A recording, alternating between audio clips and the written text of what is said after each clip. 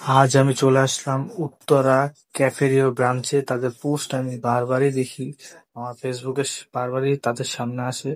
ঢোকার সাথে সাথেই তাদের খাবারের দিকে নজর পড়লো আমার।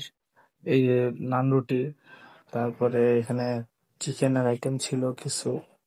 আস্তে আস্তে সবই দেখাবো। আমি আগে একটু নিজে দেখে নিচ্ছিলাম যে খাবারগুলা কিরকম। এই যে প্লেট এখান থেকে না নিচে থেকে যে যে যে যতটুকু খেতে চায় নেওয়ার সাথে সাথে তারপরে খেতে পারে।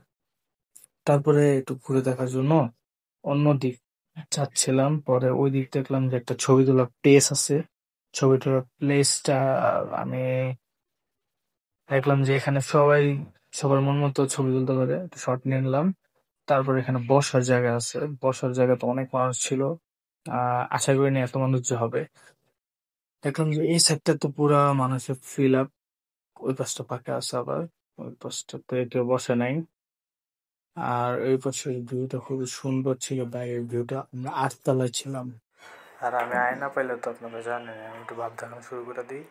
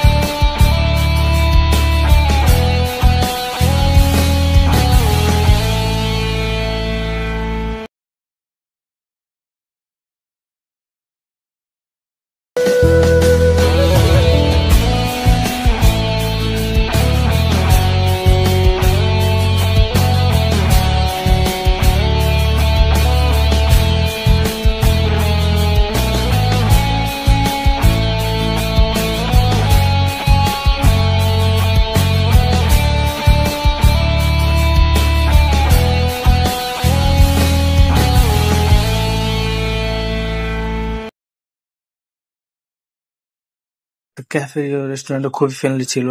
আর একটা কথা বলে যে অনেক স্কোয়ার ফিটে বানানো। আর যারা যারা খাবার নিতে চায় এখান থেকে প্রবেশ নিতে পারে। 3টা স্যুপ ছিল, 3 ধরনের।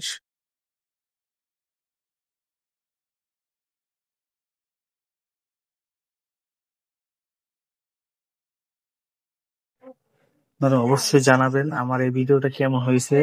প্লাস আপনারা আমার পাশেই থাকবেন, লাইক কমেন্ট শেয়ার করে দিবেন যেন আমি আরো ইন্সপায়ার হই, আরো ভিডিও করতে পারি।